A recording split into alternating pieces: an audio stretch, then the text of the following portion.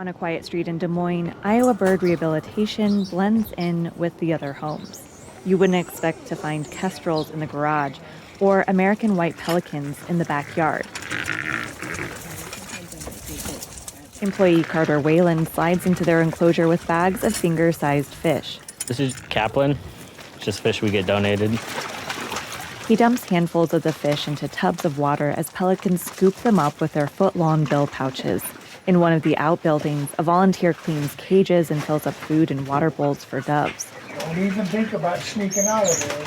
2 more volunteers show up with a goose they rescued after reports of a wing injury. Last year, Iowa Bird Rehabilitation took in over 3,000 injured and orphaned birds from across the state. The nonprofit's goal is to care for them until they're ready to release back into the wild. Behind it all is Jenny Bunya Kukul, who became licensed to rehabilitate wild birds more than a decade ago. When I started this, it was out of a little tiny room in my basement.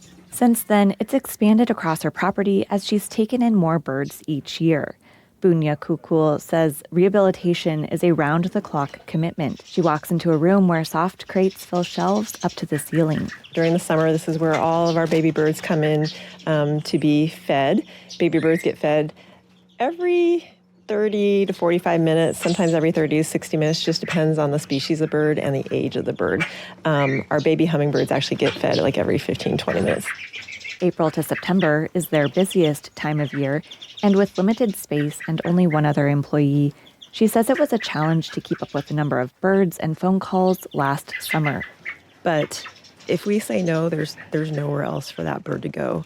And that bird has like 0% chance of being helped. If we say yes and we're a little overwhelmed, we still are giving that bird a chance. And so right now, I feel like that's better than nothing. Bunya Kukul doesn't want to get to a point where the nonprofit has to turn away birds. That's why she's looking for a larger property to build Iowa's first wild bird hospital and education center. While rehabilitating and releasing birds is still the main purpose of the nonprofit, Bunya Kukul says education and outreach continue to play a bigger role.